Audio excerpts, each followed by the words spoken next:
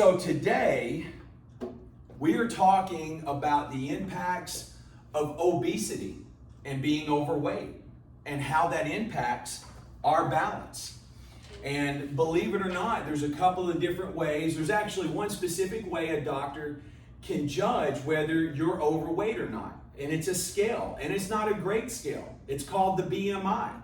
And the BMI, according to the BMI, I am considered obese, right? I'm 6'2", 6'2 and a half, and I'm 215 pounds. Now, I played football. And when I played football, I was 235 pounds when I played in college. So I'm 20 pounds heavier. At that point, I was considered morbidly obese.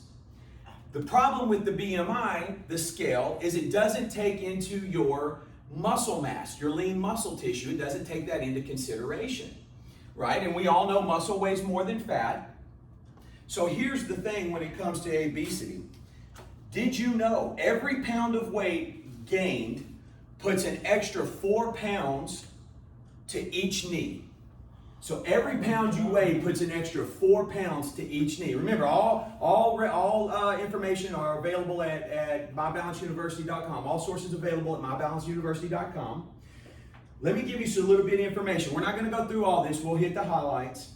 The global crisis has been a major concern for public health organizations worldwide. The prevalence of obesity in the older population has been on the rise and now poses a major global threat in both developed and developing countries. Overall, prevalence of obesity in the United States is estimated to be 35% among men and 40% among women. These rates parallel those in the geriatric population, with 37.1% of men being obese, considered obese, according to that BMI, and 34% of women aged 60 years and over as having being ruled or according to the BMI as being obese, right? And so now, what that means, if we have every extra pound that we put on puts 4 pounds to our knees, what does that mean for our knees? You guys know the cartilage we have in our knees? Over time, that cartilage, it deteriorates. It doesn't matter what you do, especially if you're active. You develop things like arthritis. Did you know one of the best things you can do for arthritis is move, right? I know it doesn't make sense. It kind of works in a circle. But what you can also do, there are certain injections you can take. I would strongly suggest exercise, diet and exercise before you do anything else. When it comes to falls, there was a study done to determine whether overweight and obese individuals have higher reported fall and fall injury risks than individuals of healthy weight. And so what they did, they used the BMI to determine whether you were overweight or not. They wanted to determine your quality of life, your lifestyle characteristics. What they found was obese individuals had a 31% higher risk of falling. Obese individuals had a 31% higher risk of falling. A 41% higher risk of using 4 or more medications. And we all know the impact of medications and what that can have on our hearts, our brains, and our balance, right? We'll talk about medications next week, right? So now we're looking 30% higher risk of experiencing moderate or extreme pain or discomfort. That goes to speak to our extra pound, 4 pounds to the knees. And then also 26% less likely to have walked for 2 or more hours in the last week.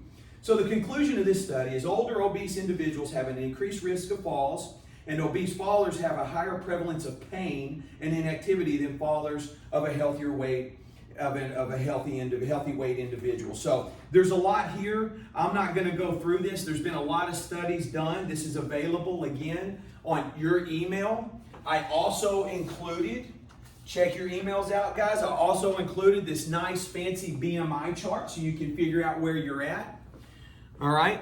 Now look, we're not talking about being a couple of pounds overweight, right? We're not talking about being a few pounds overweight. We're talking about the obese and the morbidly obese, right?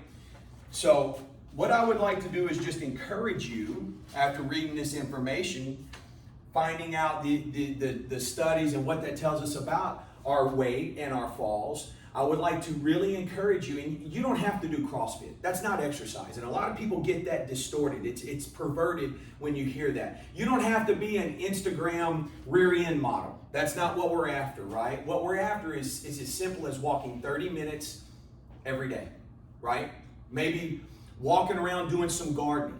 That's exercise, right? And I want you to get that in your heads and understand that that's what we're talking about with exercise. It's not CrossFit, it's not pouring sweat, it's just moving. It's just simply moving. In this day and age with technology, it's so easy to shoot a text or just make a phone call rather than getting up, right, and walking to the end of the office and delivering a message. So keep that in mind.